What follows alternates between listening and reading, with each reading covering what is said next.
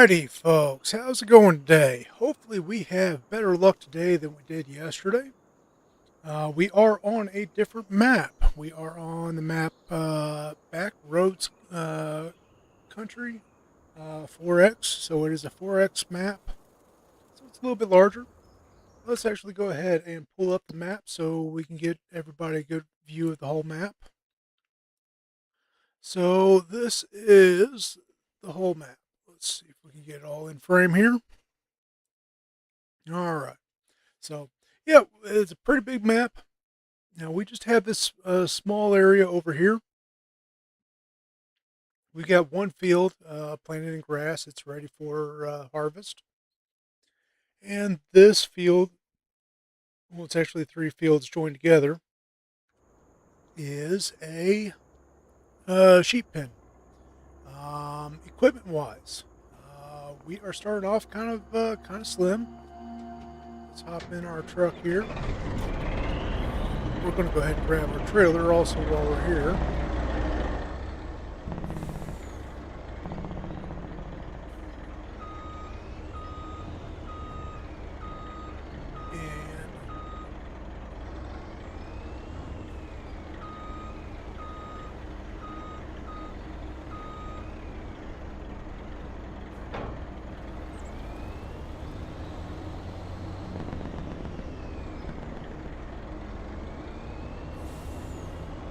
Glad he stopped where he was anymore, and then I would have been in trouble trying to get out.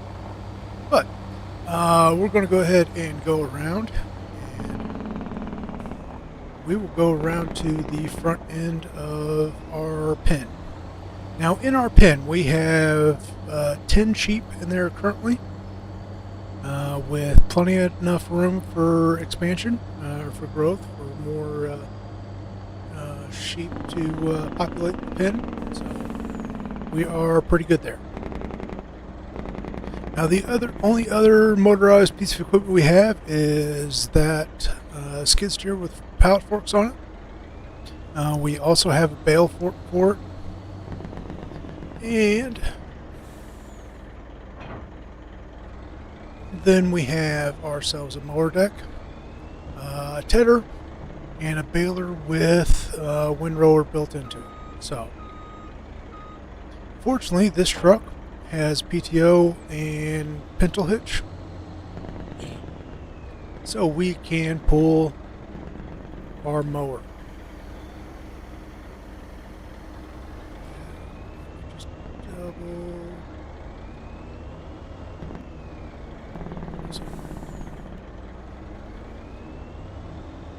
Alright, so this is the field we have that's planted in grass that we're going to be using for making hay.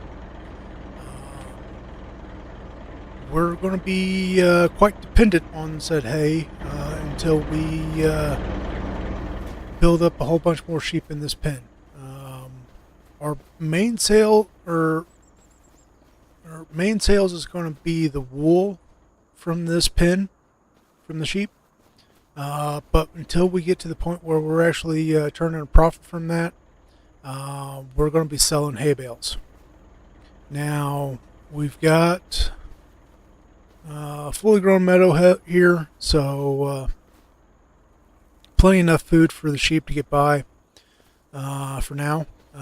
Once we get into a whole lot more sheep in that pen, it's going to be a different story. We're going to be constantly having to sell or bring hay bales over for them. So, but let's go ahead and get things set up.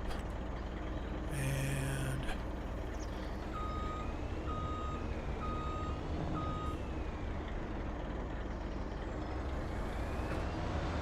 we are fortunate that this truck does have this pintle hitch on it with PTO. Gives us the power, or gives us the ability to pull this mower and do our mowing. Now, eventually we will be getting into a bigger mower, but for the time being, this is going to have to get us by. Now, this isn't, honestly, this is not ideal for doing this mowing. With as long a wheelbase as we have on this truck and as short of a wheelbase essentially as is for this mower, yeah, we're going to have some issues on turning, but it is going to be doable. So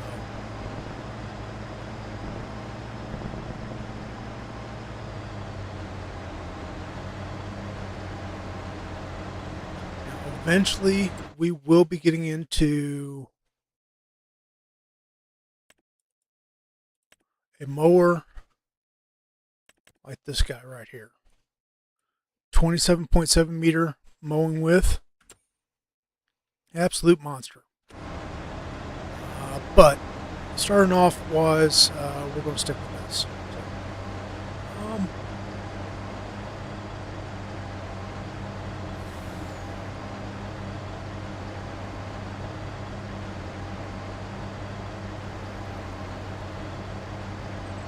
but otherwise, how's everybody doing? I hope everyone's having a wonderful day.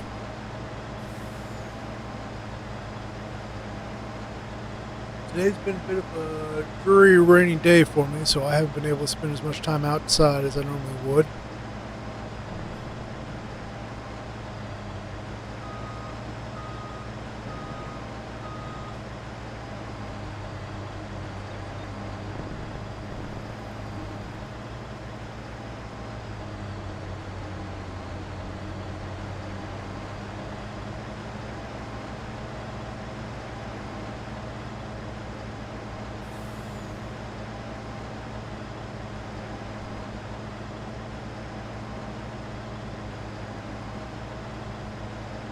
Once we get these headlands knocked out, I am going to unlock the speed and we're going to pick things up a little bit.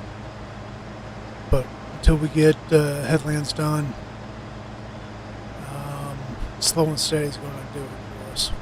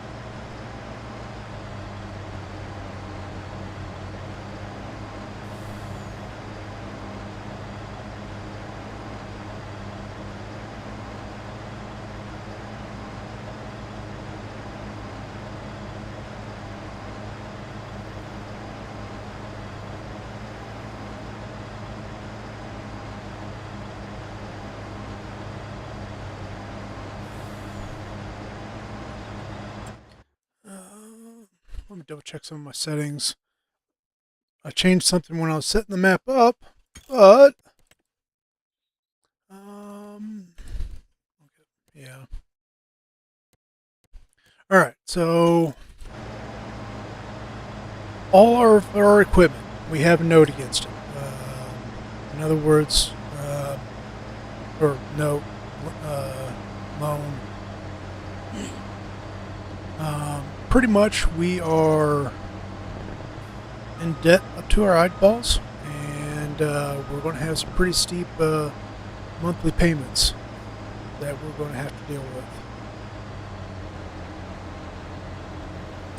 So our monthly payment on the total land. $8.6 thousand dollars each month. Um,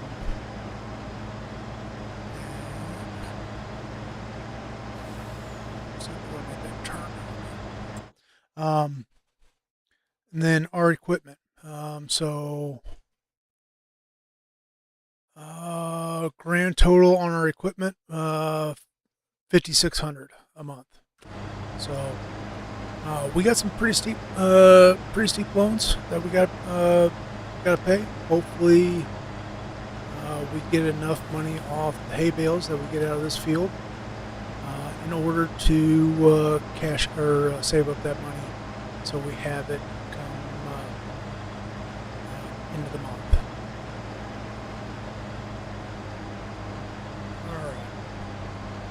I think we're just going to go ahead and unlock our speed. I think we're going to set our cruise for about 30. That should be plenty for this mower.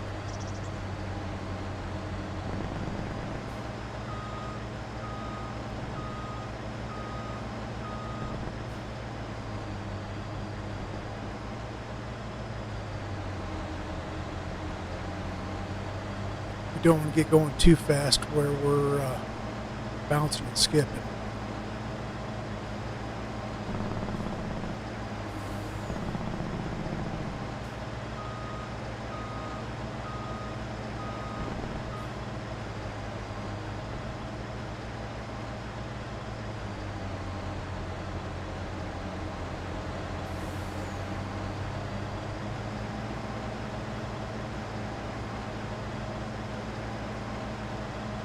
Now, once we get over into the tedder has got a 17 meter working width, and the baler, I don't know if I've got it set at 10 meters or if the windrower on the baler's got 10 meters or if it's a 20 meter.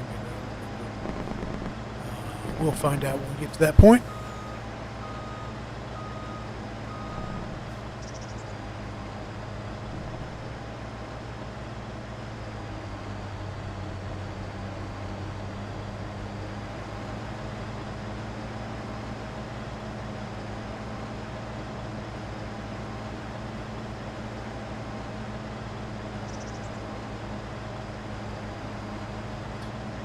On a side note, in case we get into a situation where we need an attachment, we need to put something on the front, we do have a way of doing that. Whether it's we're putting a snowplow on the front or something like that, we can do that. I've got things figured out the way I can do it. There's a nice little handy mod out there that adds. You can add a 3-point to equipment that does not have it. And I just happen to have one of those sitting at the house. Make things nice and easy on us.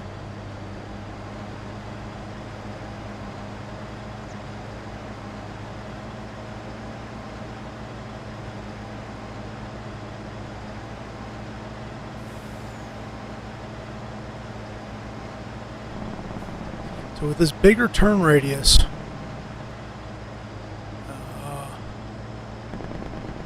I found that skipping rows like this makes things so much easier.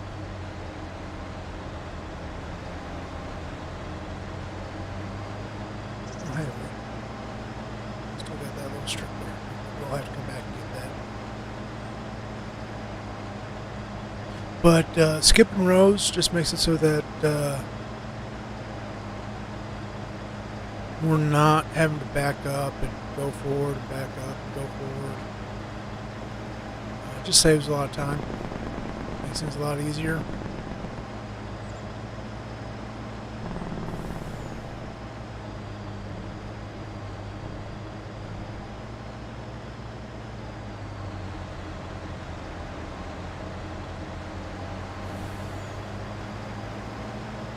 But eventually on this map, I am hoping to eventually take over the whole map. I don't know. We might do that. We might get that far. We'll see. I suspect once we get the wool coming in from the sheep, actually more so once we get more sheep, it's not going to be an issue. So this small partial row right quick, just get it knocked out.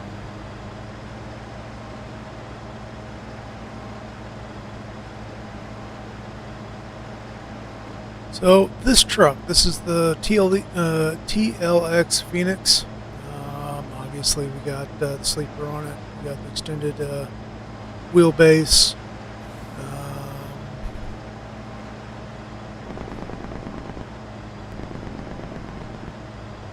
We got the larger ag style floater tires, super singles. Floaters up front, super singles on the back. These tires are a little bit larger diameter than what you would typically see on a semi.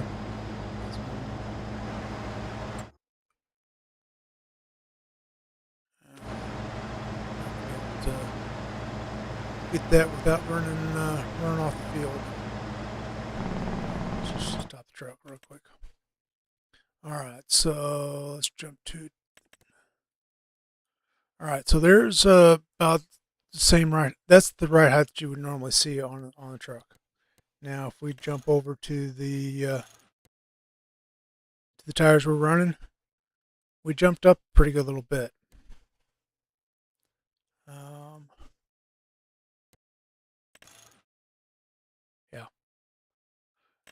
Yeah, good couple inches higher.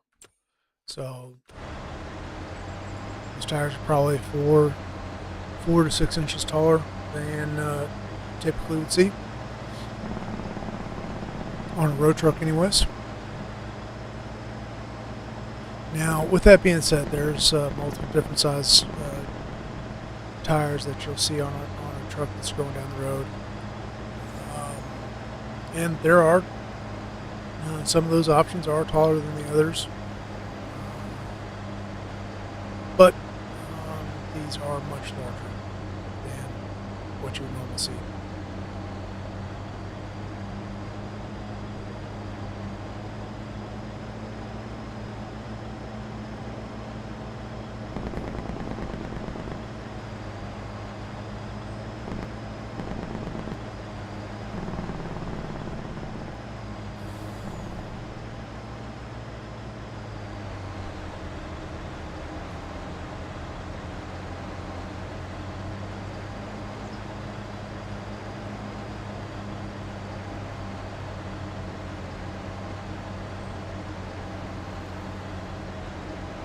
Even with this smaller deck, mower deck, we are making some pretty decent time getting this cut.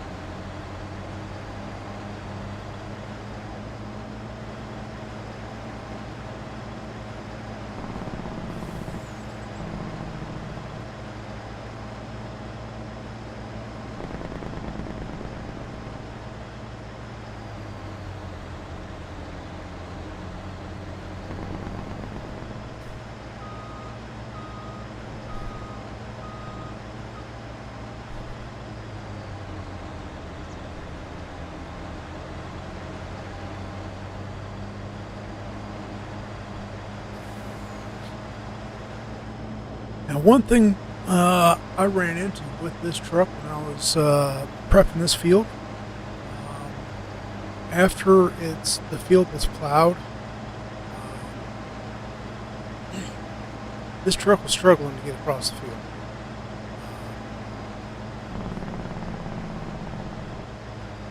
So something that well, this truck really wasn't designed for doing that.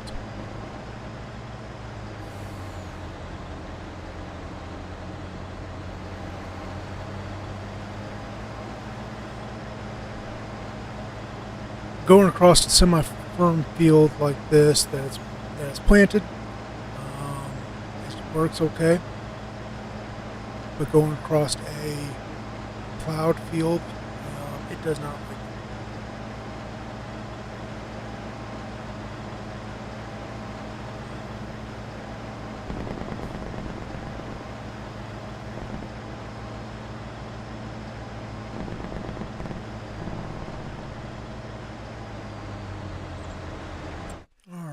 one thing I ought to take a look at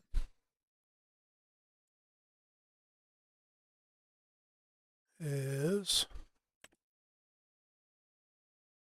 of course, right now is about the worst time to be selling, but we're going to have to sell a couple. We'll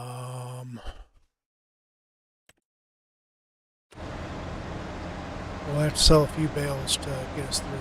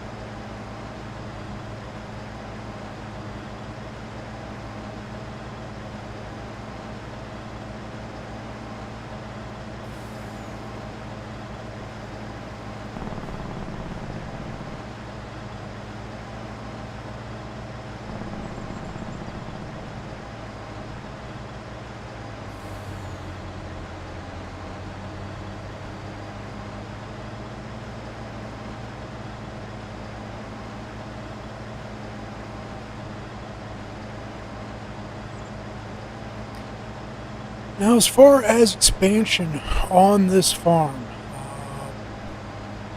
I'm going to say we can't get any new equipment, can't get any new fields until we have our debt paid off.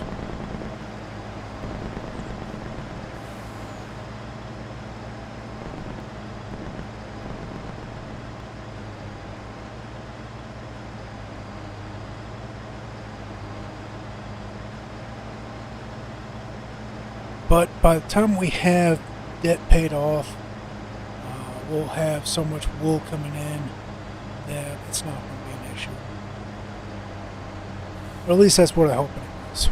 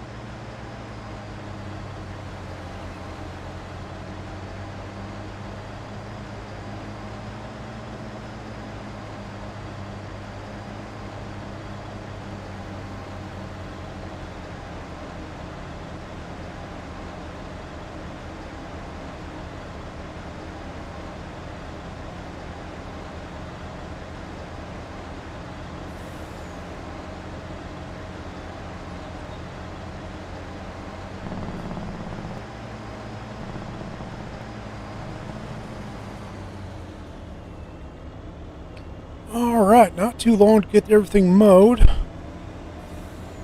Let's drop this off back over here by the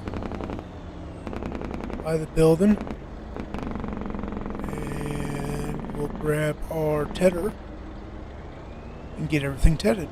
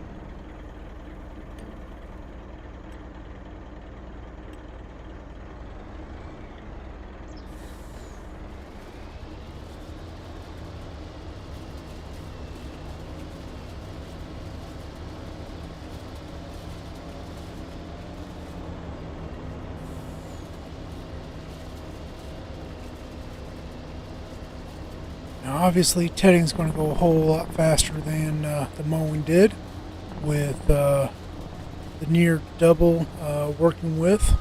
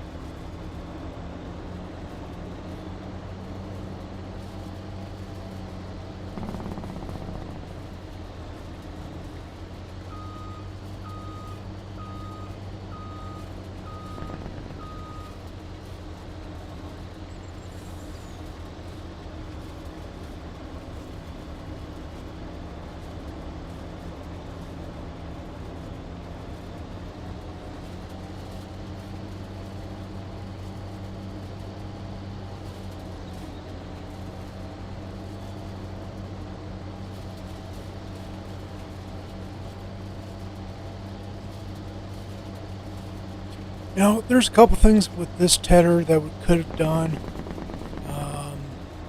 They offer. Well, this is from the Titan Colossus, or the Colossus pack.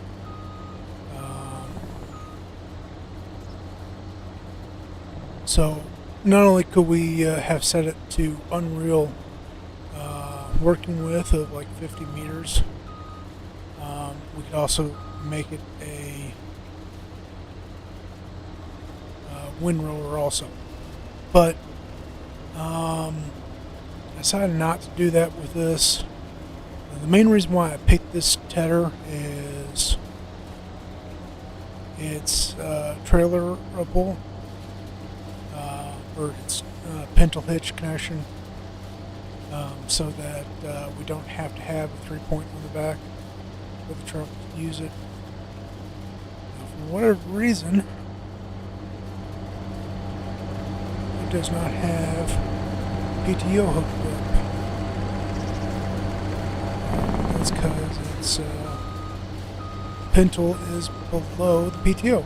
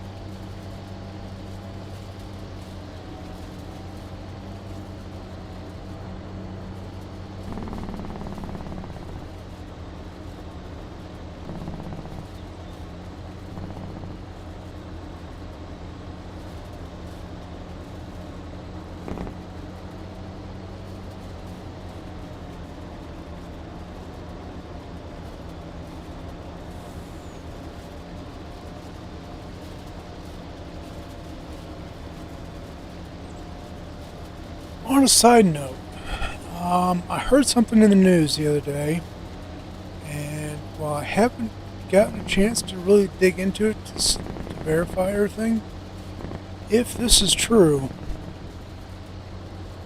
it's going to be awesome. And what that is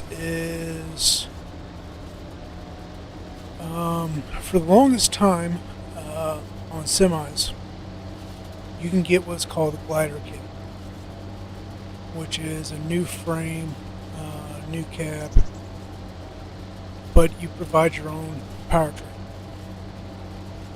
Some of those came with new axles, some of them did not. You had to provide your own axles. Either which way, it allowed you to have yourself a brand new truck, but using an older non-emissions engine. And that made it so that you had a very nice new truck, very comfortable, but you had a very dependable, strong, older style engine. You didn't have to mess with all the emissions stuff that's on modern engines. Well, what I heard is that they're bringing glider kits back to being legal, not only for semis, but for light-duty trucks also. So for your like half-ton, three-quarter-ton, one-ton trucks, say you want a brand new Ford, you like the Fords, but you don't like the power stroke. You can get yourself a brand new Ford truck minus the powertrain, and then you can put you say you want a 6BT Cummins, the old 12 valve, 5.9 liter 12 valve. out of the Dodges. You can put that in there. Say you want an old 7.3 power stroke from your, whether from the OBS trucks, like from your 90s 7.3, or you can get the newer, well, the 7.3 out of like your, I think it was 99 to 03 or 04.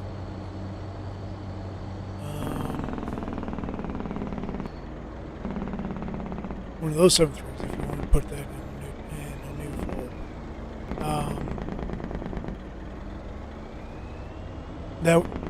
This would allow you to do that. It would mean it would allow you to buy a new truck with minus the powertrain, and I would expect it to be a fair bit cheaper that way. So.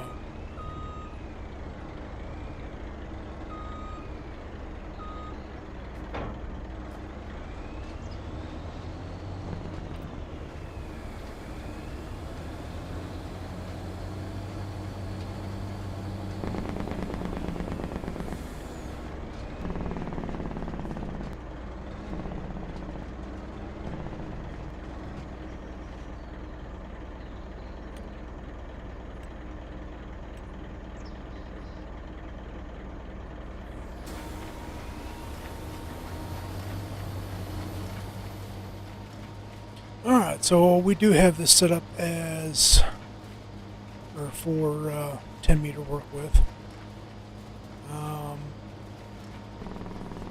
Later on down the road we can upgrade this to where we're 20 meter work width.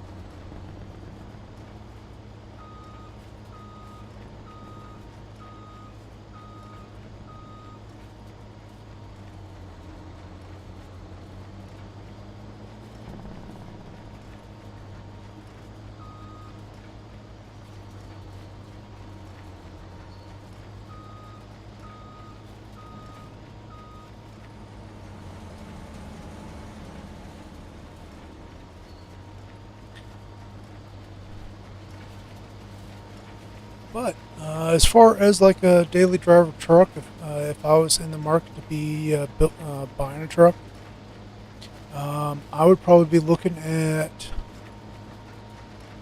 just a regular cab, long bed, 2-wheel drive truck, and just a half-ton truck. And I would probably be looking at the Cummins 4BT, which is the 3.9 liter inline four-cylinder. I would be looking for one that's got the mechanical fuel system, get rid of all the electronic stuff, and then I would have a manual transmission behind it. Rear end wise, I'd probably pick something along the lines of either half-ton truck. I mean, I could get away with an old GM 12 bolt, be plenty. In all honesty, the new rear ends in Chevys, they're pretty decent. Or maybe I'd go with like a Ford 9-inch In a half-ton truck, I'm not going to need a full floater. I'm not going to need anything that heavy. But yeah, that's probably along the lines of what I'd go. And in all honesty, I've even seen pictures that GM is looking to possibly go back to more of a squared off cab and nose, like your old square bodies from the 70s and 80s. Something like this guy right here. Now that's your, I'm going to say that's your late 70s, early 80s nose.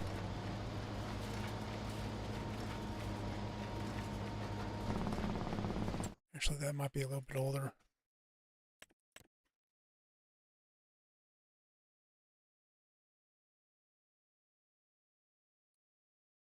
So that's the 70s, or the early 70s nose.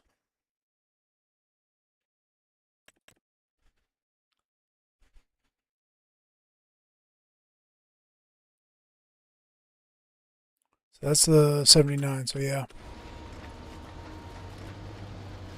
So, but yeah, if they were to bring back that boxy front end, that would be my pick. And like I said, I would put the 4BT in it, mechanical fuel system.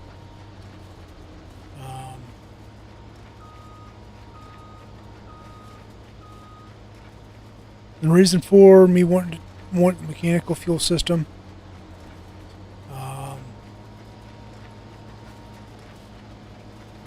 it will still work when all the other electronics don't work. So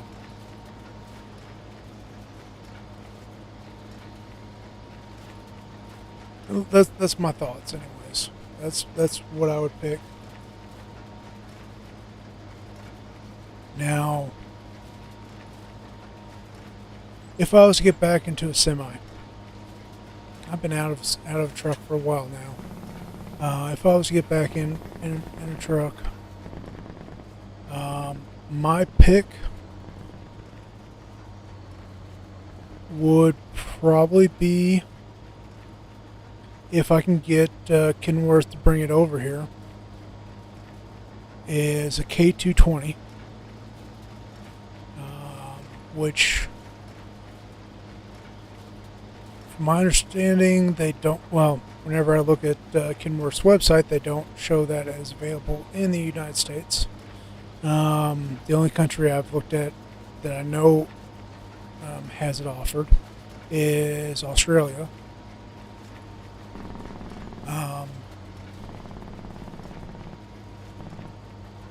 I don't know if there's any other countries that Kenworth offers that truck in, or truck for.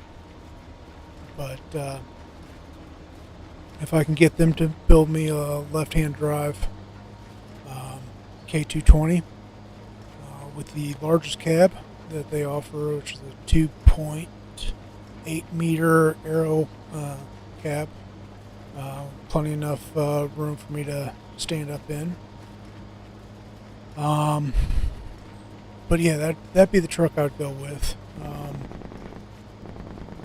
Engine wise, for a semi,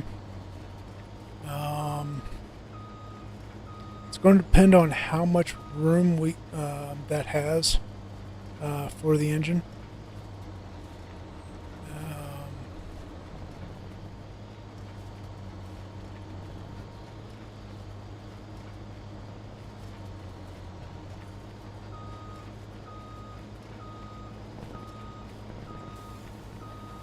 I mean, if I've got the room, if it had the room for,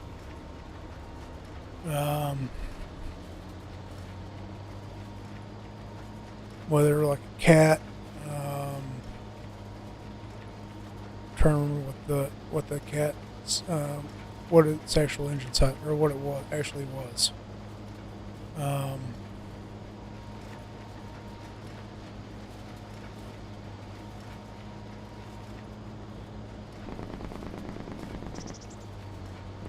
Or if we got the room for that big cat, that's what I'd probably go with. Otherwise, Detroit D60.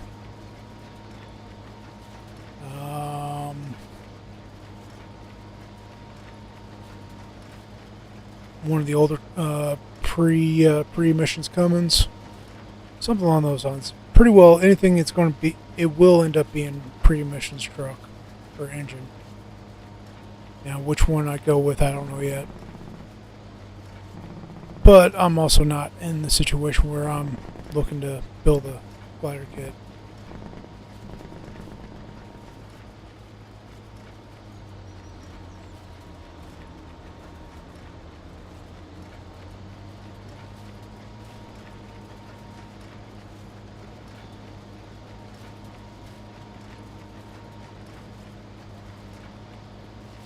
But yeah, I spent a little while as a company driver.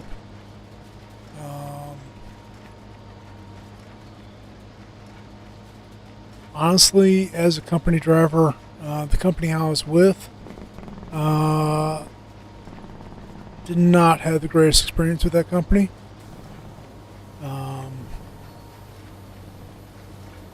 Now, also, I did make mistakes while I was with the company. So, by no means am I a perfect driver.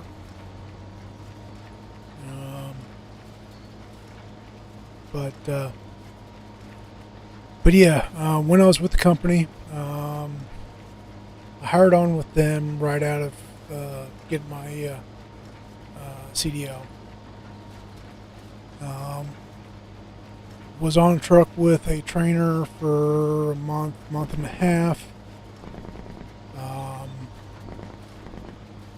After I'd gotten my CDL, then I was running solo for about a month, and then I get a phone call from one of the folks that I actually was in school getting my CDL with at the same time. This person got their CDL at the same time I got mine. We actually hired on with the company at the same time. And whereas I was on the truck with the trainer for a month and a half,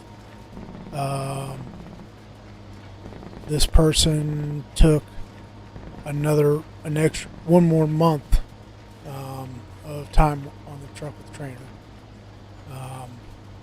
than I did. And this person was on my truck for 1 week. In that week, I ran out my hours. I was at by Friday. I was at like 60 something hours on the clock for the week already. So I mean, I was racking up the miles racking up the hours. And whereas this person only had like 45 hours on the clock.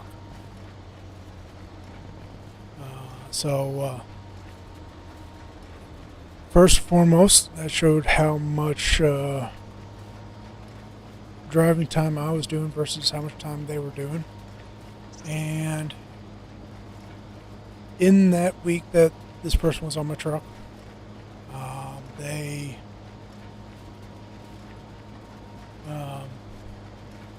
would regularly, whenever parking at the truck stop, they would nose in instead of backing into parking spots. Which, I mean, it has its advantages in doing that. Yes, it does. But they would park nosed in, and then they'd go off shift, and whenever it was time for me to come on shift, I was put in the position of I had to back out of a spot that I can't see anything out of. So that kind of rubbed me wrong. And then also, besides that, this all happened. This next part all happened on the same day. They decided to jackknife I had just logged off driving, sitting in the bunk, reading a book before going to sleep, and this driver jackknifed the truck on it. Not only did they jackknife the truck, they ripped all the aero off one side of the truck, pulled the trailer electrical out of the cab of the truck,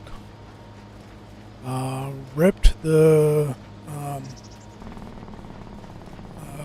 cable. So did a fair bit of damage to the truck. Then after I got the truck unjackknifed, and went back to the bunk, they proceeded to drive through a truck restricted area with the squawk box going off, screaming at them,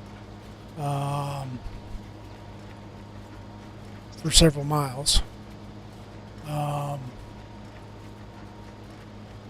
So, needless to say, after that evening, I called the fleet manager and let him know that it was not working, this person being on my truck.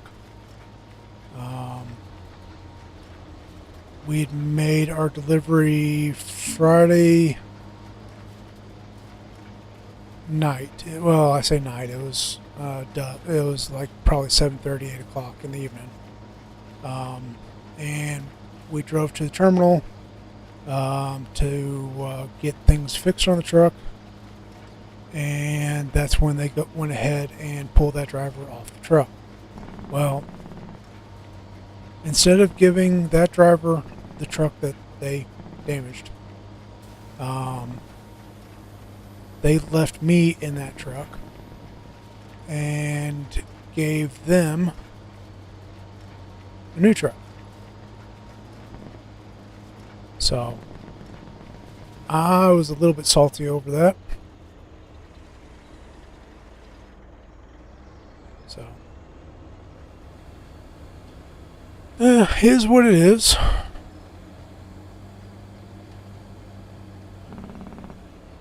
Alright, now on a different note, for the next, those are 220 centimeter bales. For the next time we bale, we're going to be doing 240 centimeter bales, a little bit larger bales, make things a little easier.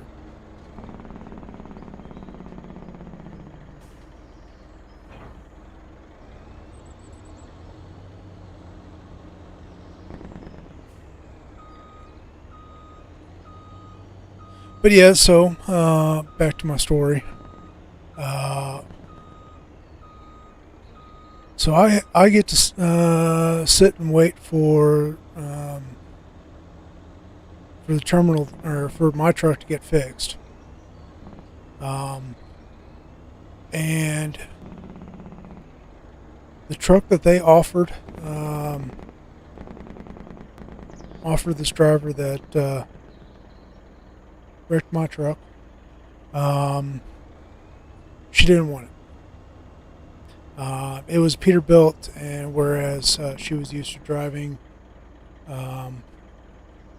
Freightliner, which is what I was in. So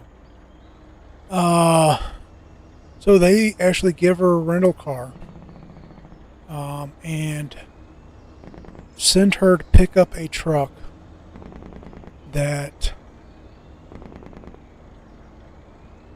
it was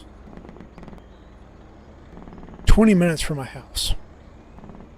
Now, mind you, it had been, at this point, it had been 2 months since I had been home.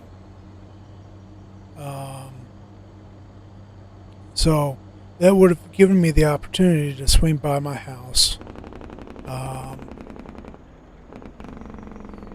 do laundry at my house instead of paying the outrageous prices at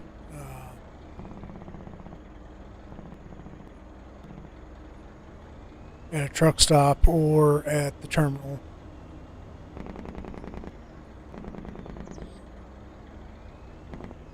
It really would have been nice to have been able to go home, but it is what it is. I no longer have to deal with that company.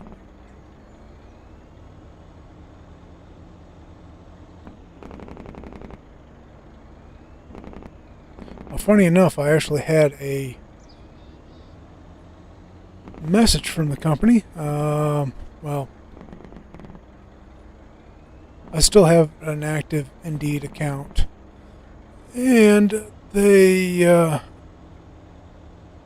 actually had a posting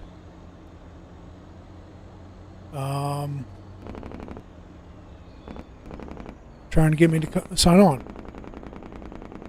Now, it might have just been a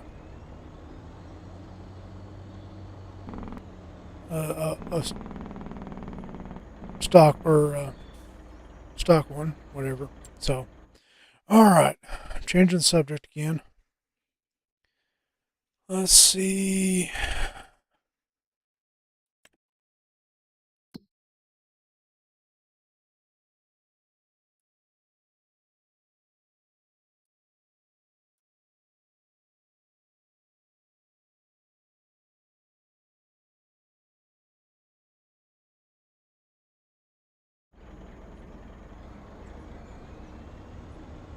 Um,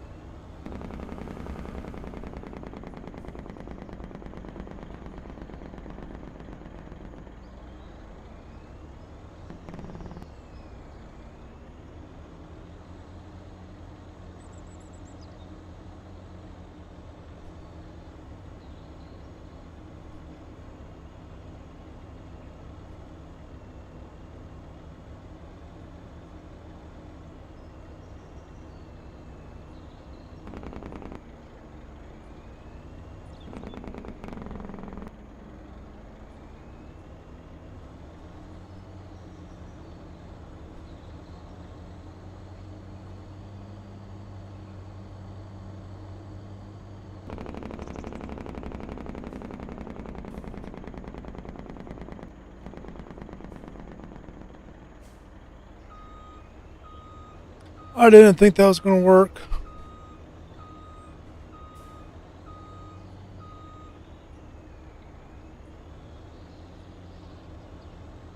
But it was worth a shot.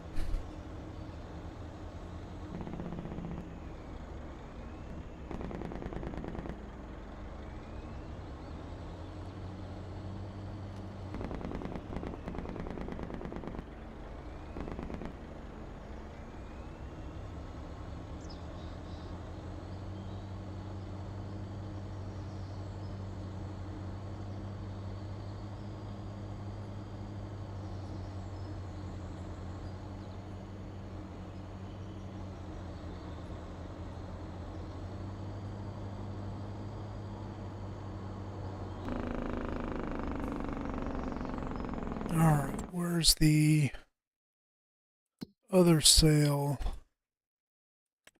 place?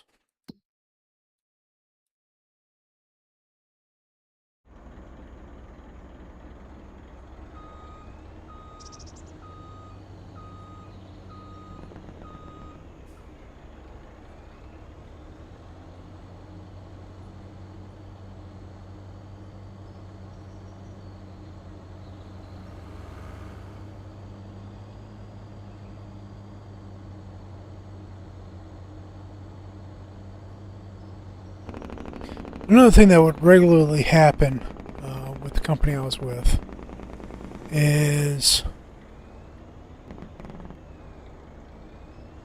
you'd make a delivery Friday afternoon,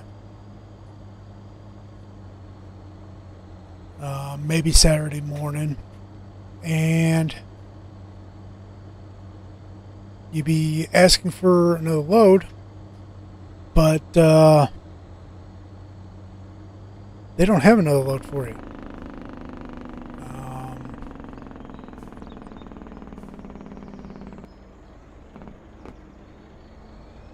It would be it. You might find out you got a new, or you might get assigned a new load Sunday afternoon, but that would be the earliest you would get a new load. Be Sunday afternoon, and many times those Sunday afternoon loads, they'd be Monday pickups. So you'd be sitting out in the middle of nowhere for the weekend, just twiddling your thumbs with nothing to do. And that was quite frustrating.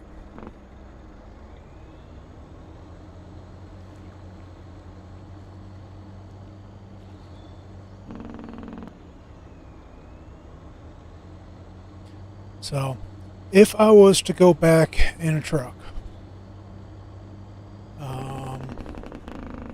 the guidelines I would go with is, first and foremost, no West Coast, no Northeast. The Northeast is because real tight roads. A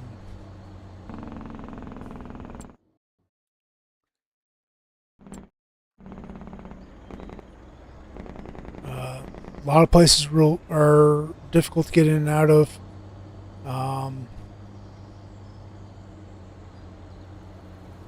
They just weren't set. They weren't designed around the 53-foot trailer in a modern truck. It's just real tight areas. I mean, there's some beautiful country up there, up northeast, but yeah, I'd rather stay away from the northeast. And then another side thing besides northeast, this is also a West Coast deal, is they frown upon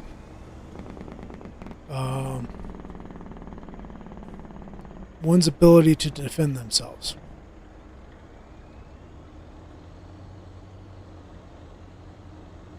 So they'd expect you to be unarmed.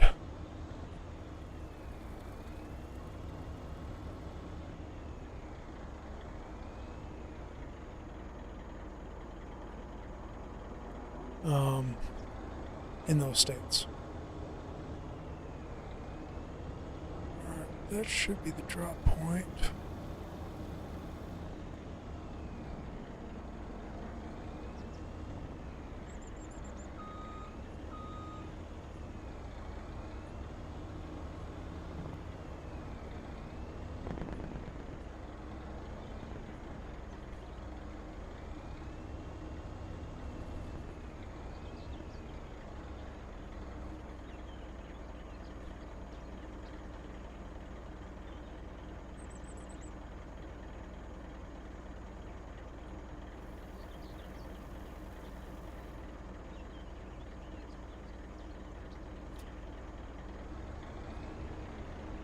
Or maybe not.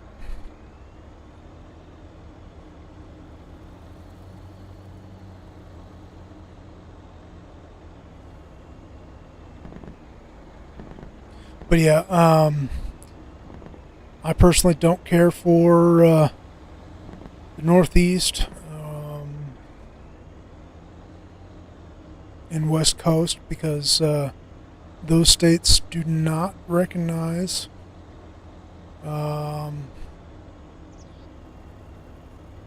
other states' CCWs. All right.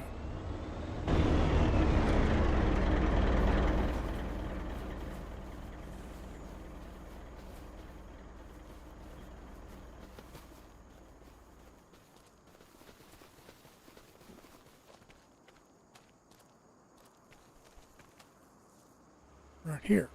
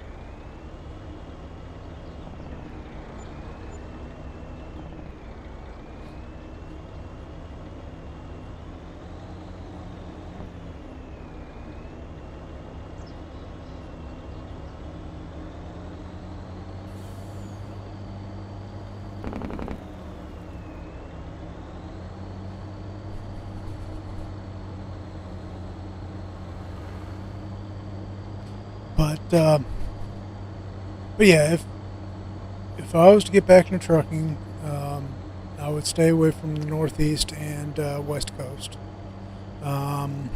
Next, I would do something where I'm home weekly. In all honesty, my preference would be something where I am just making the same run all the time. Just out and back type deal. I've got a P&G that's not that far from where I live. It's about 45 minutes from where I live. And so that'd be a nice place pick up and delivery on this end. And whether it's I'm going down to Texas and back, up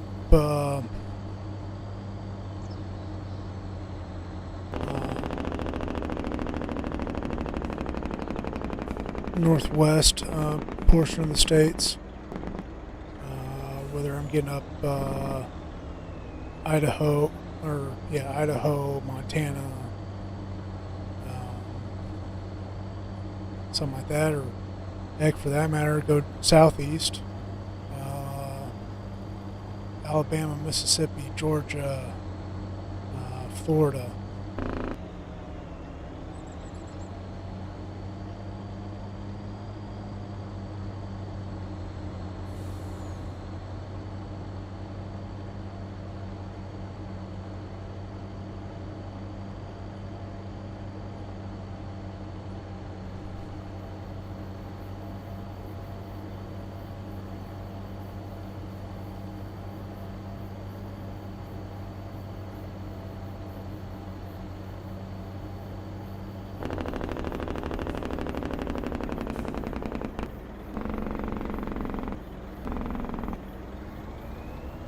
But yeah, that's kind of the beauty of where I live. I live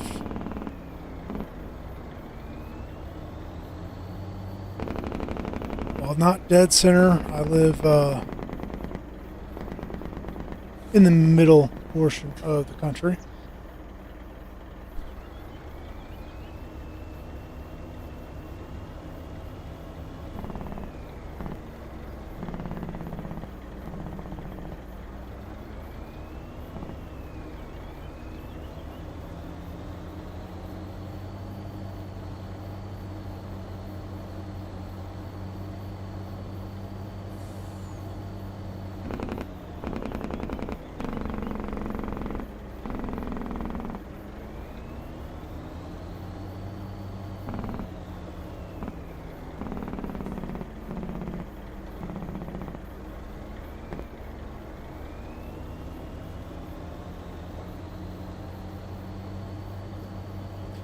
And then the next up, I would prefer to have my own truck.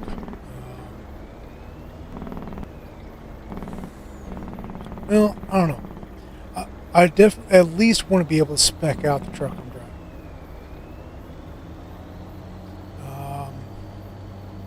As far as the trucks I've driven,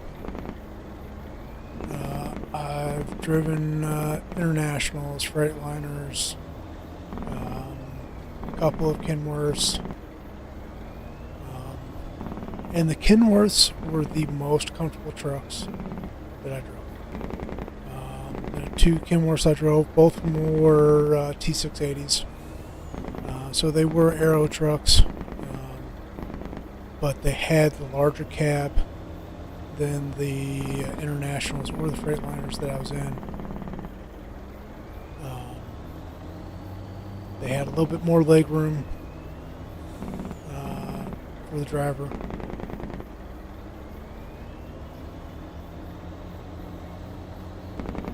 Which, when you're over 6 foot tall,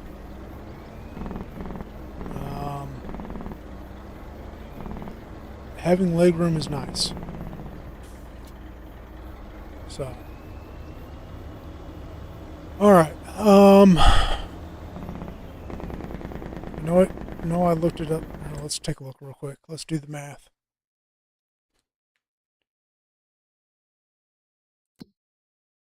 All right. Okay, so pulling me up a calculator here.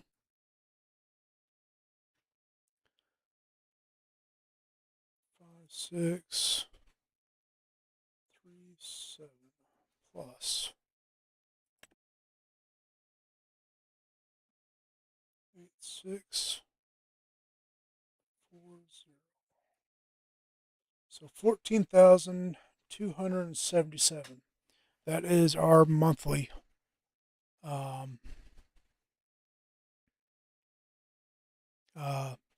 payments, just on equipment in the farm. And the value or the sell price of the hay is slowly climbing. Best time to sell is going to be in January. But what I'm going to do is, we have enough to make it to September easily. So we are just going to unload the trailer and we are going to wait on selling another load until September.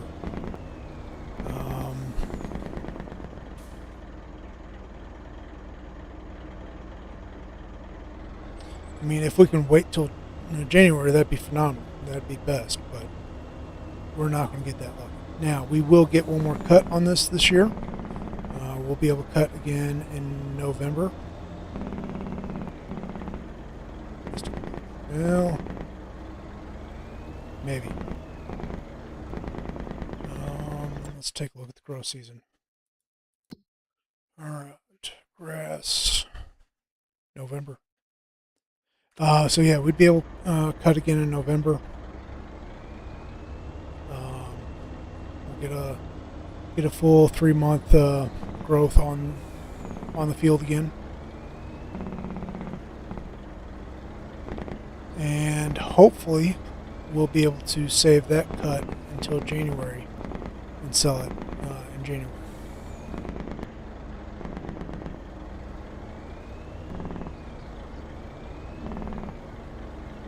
All right.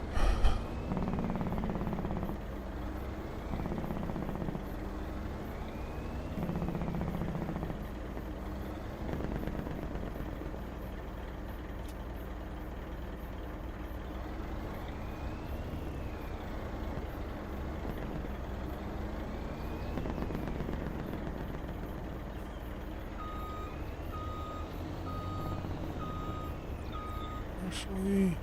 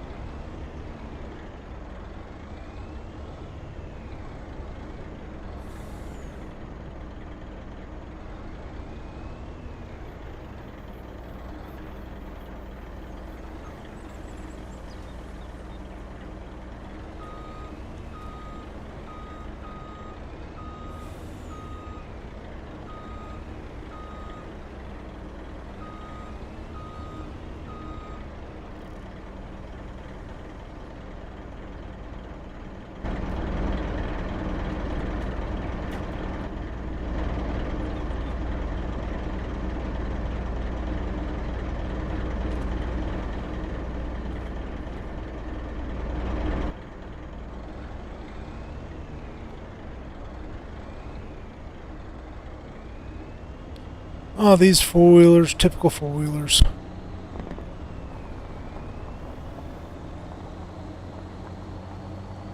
They don't understand how much room you need to turn.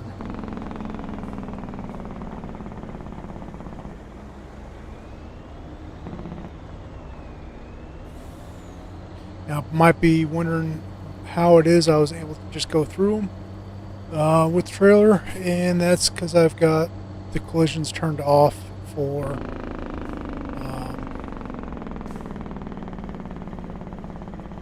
traffic.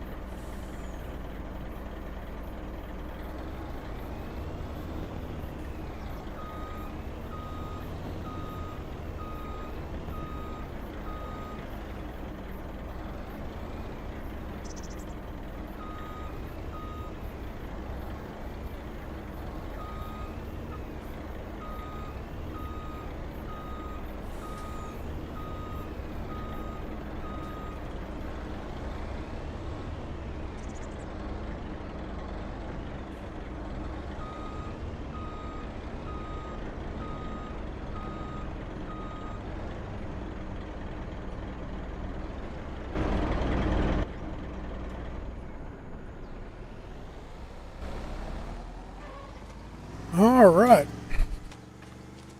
Truck's kind of sticking out a little bit. That is all right.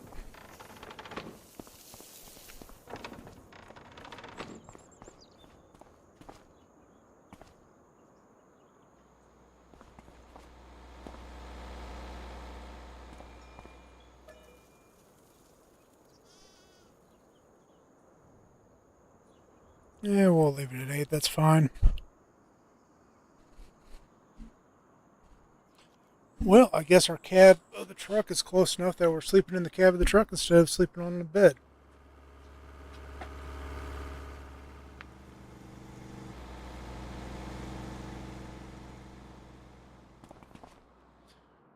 All right.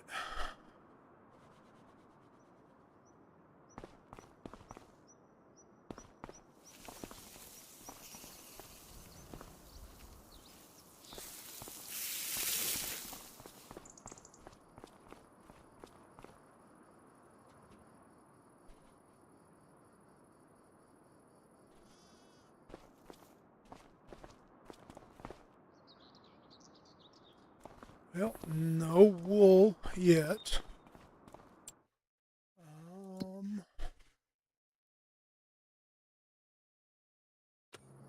In all honesty, we did not have nearly as much taken out as I was expecting. So,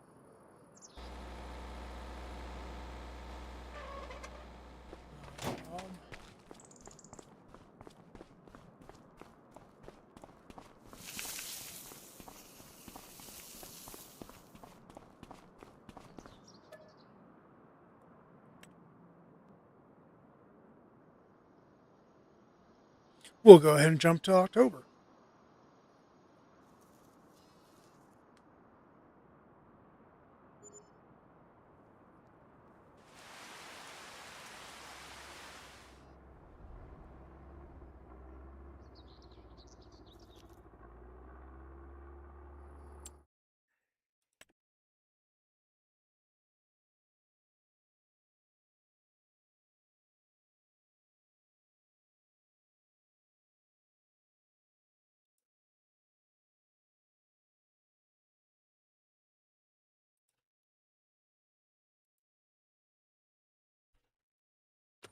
Oh, that is interesting.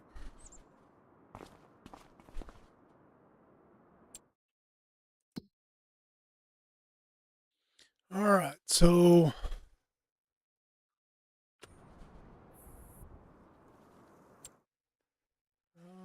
let's take a look at something real quick.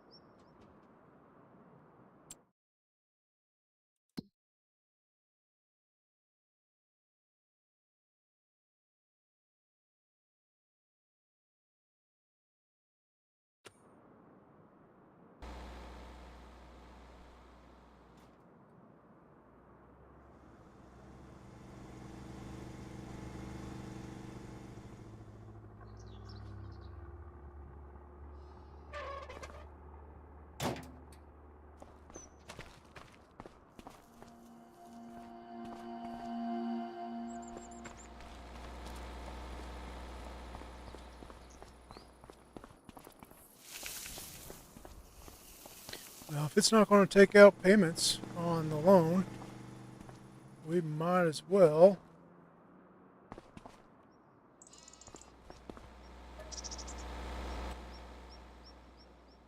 sleep till November.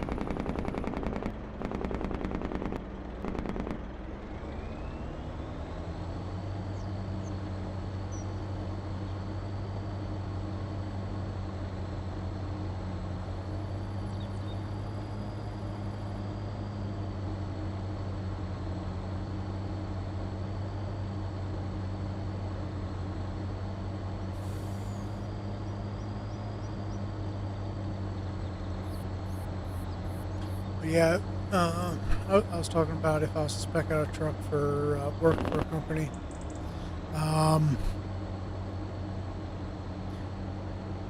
I'd probably push for a T680. Very comfortable truck. Now, if I was getting a truck that I really, really wanted, but I wasn't the one paying for it,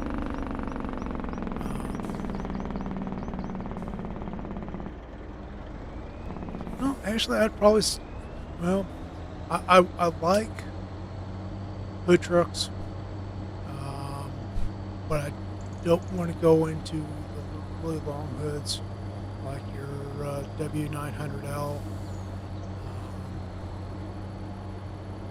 I'd want a shorter hood.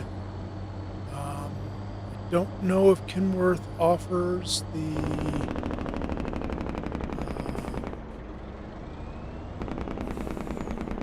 T880 with the studio bunk that they offer with the 900.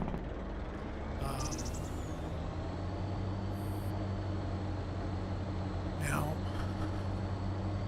but yeah, I'd want the large bunk, the studio bunk that is offered on the 900 W900.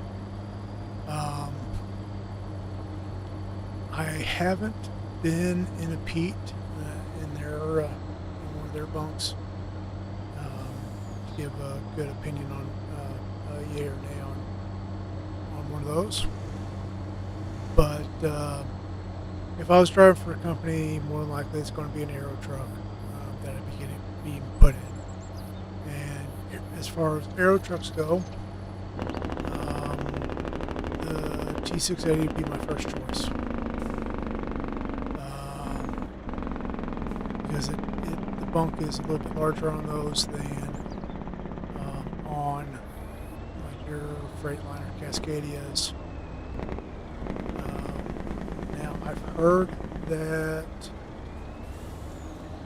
the Volvos are very comfortable, but I've also heard that Volvos are very heavy for the trip for what is there.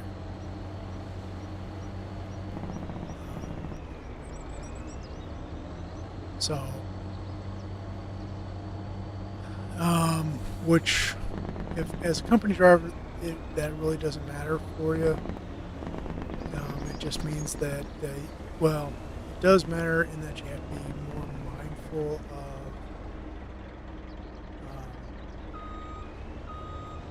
of the loads you take, because you run the risk of being overweight in a Volvo. Whereas if you're say you're in a Cascadia or even a T680 or something like that, you're pushing your weight on those. So.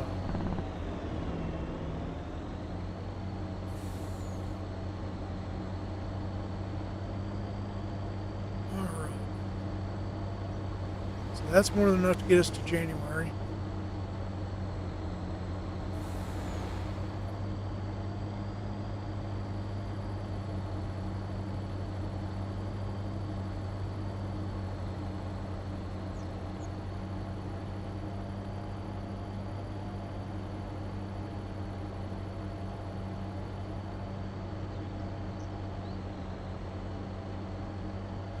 But I'd also expect the truck to have a APU on it, auxiliary power unit, and the reason for that is so that you can have AC when you otherwise wouldn't have AC when you're stopped. A lot of states nowadays have anti-idle laws, so having the APU makes it so that you can have AC when you can't idle. On top of that, I'd want the truck to have a refrigerator, a microwave, at a minimum, a refrigerator and a microwave. Having a TV mount would be nice also. Now, granted, I do most all my gaming from a gaming laptop, but having a TV, be able to hook laptop up to the TV and be able to be on a bigger screen.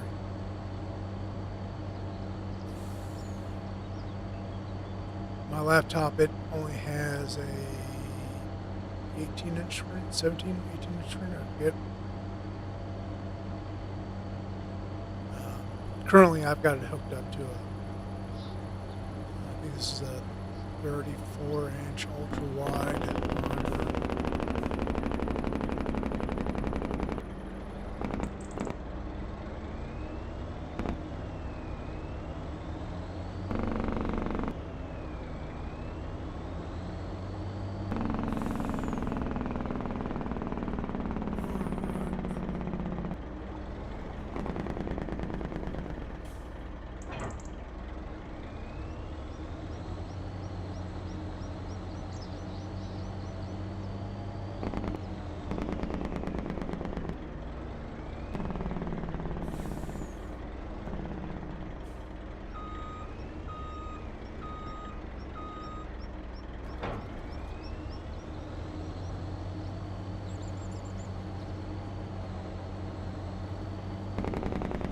So this time I'm going to stick a hired hand in the truck, have them mow. I'm going to actually step away from the computer for a minute. Actually, it's going to be a couple minutes. But back momentarily.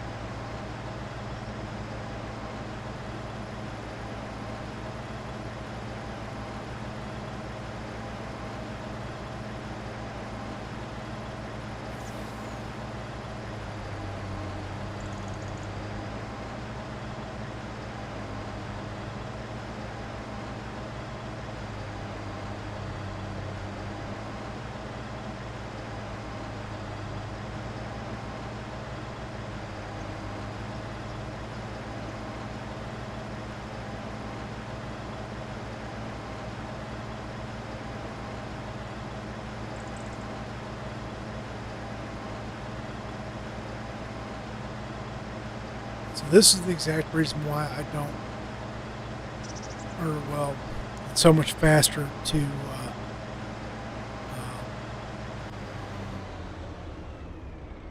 do the work yourself than having a hired hand do the work for you.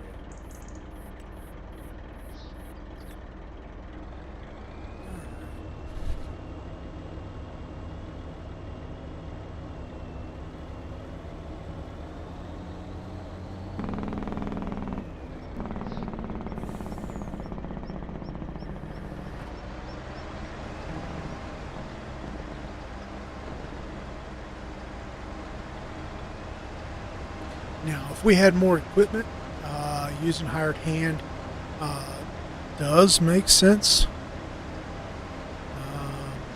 But we don't have more equipment. We've only got the one field that we're working. So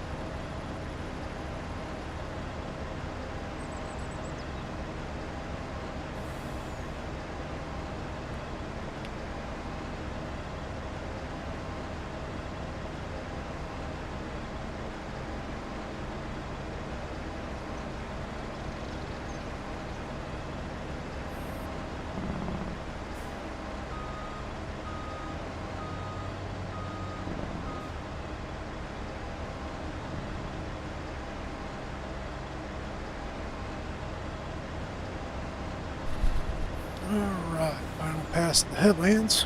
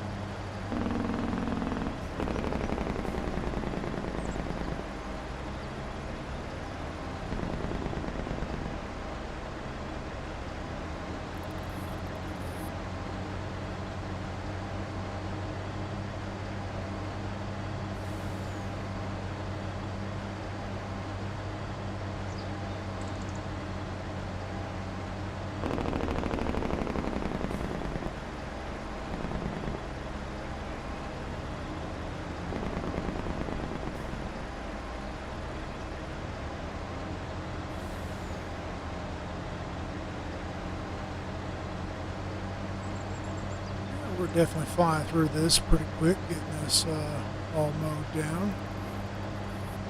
Now, granted, I've pretty well given up on the speed limiter. Just flying across the field.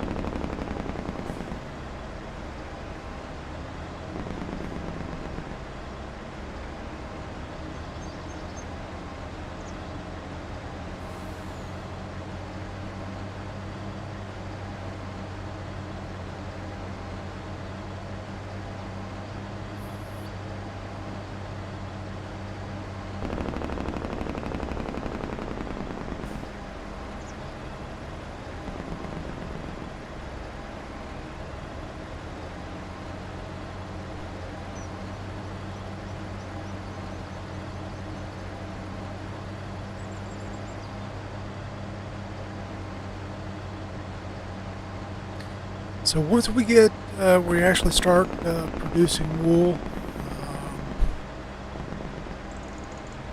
once we have a nice little cushion of money, I am going to change up our setup for producing hay. First and foremost, we're going to be switching to basically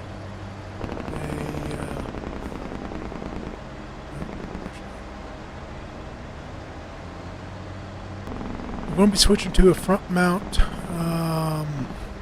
mower, and now with said front mount mower,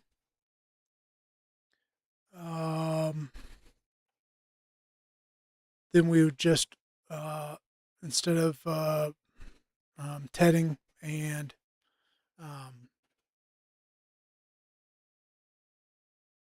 then windrowing and baling, we could either go a forager wagon and pick up as we're mowing, and then what we would do is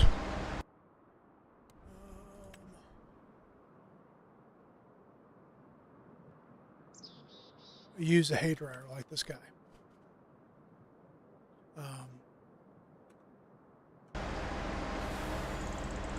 And just dump everything there. Or we could go crazy with the front mount mower, use that guy, and then just blow it into a trailer, like, say, that guy, as an example. We could do that, and then we'd be able to use the same trailer for hauling the hay for sale.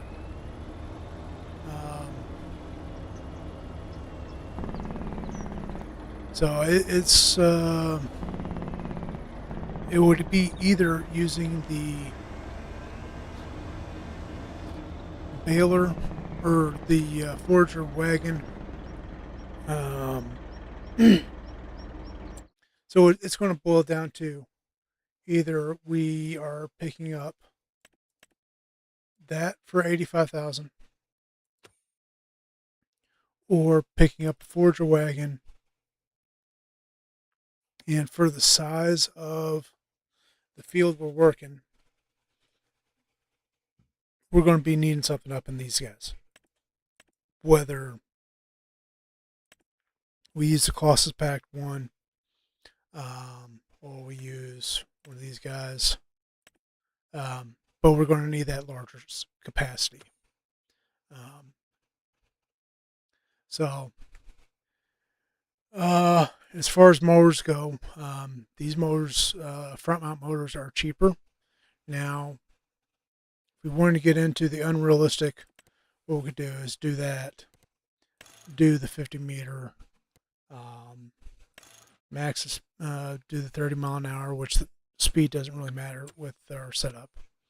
Now, something I have found with this guy, using the improved capacity configuration mod, whenever you do that, it removes the weight of whatever you're picking up. And by removing the weight, you are making it so that you don't get nose heavy.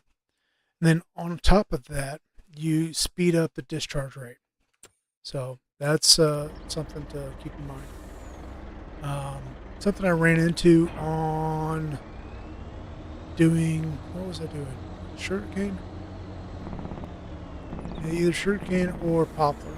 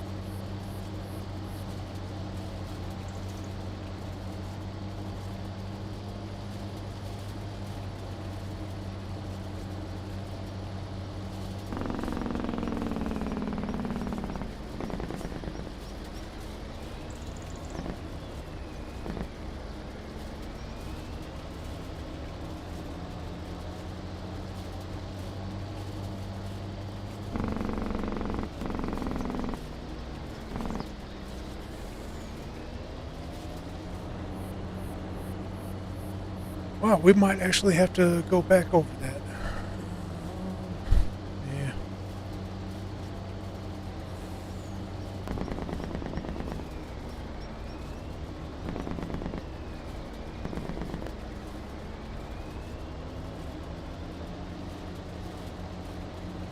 We are moving a little bit fast for this implement.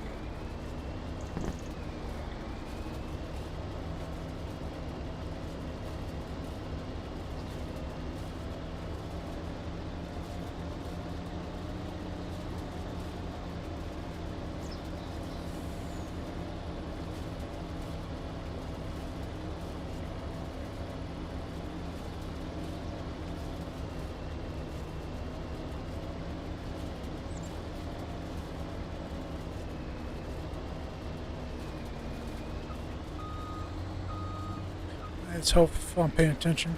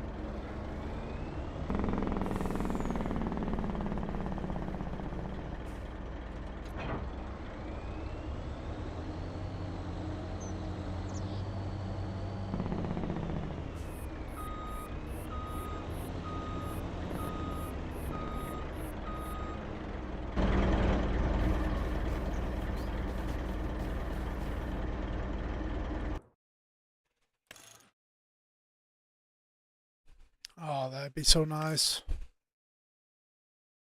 But we don't have that.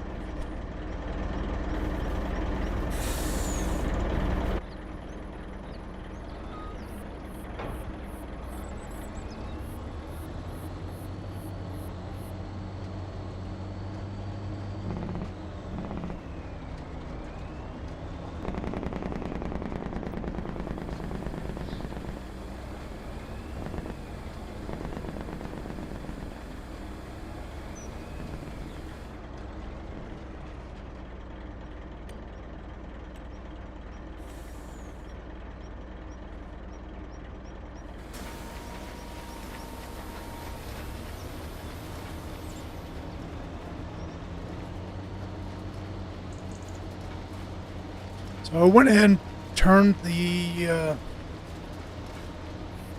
speed limit back on because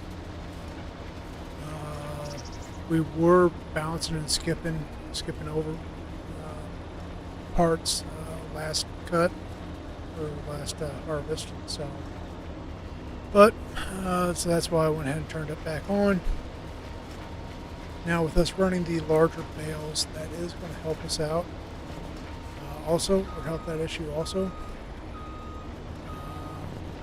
But we are still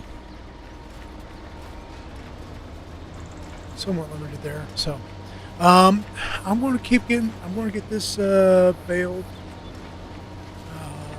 But I think I'm going to call this episode here. I do want to say thank you everybody for watching. Please like, share, subscribe, follow, leave a comment, and I really hope to catch you guys next time. Take care, have yourselves a wonderful day, and peace out.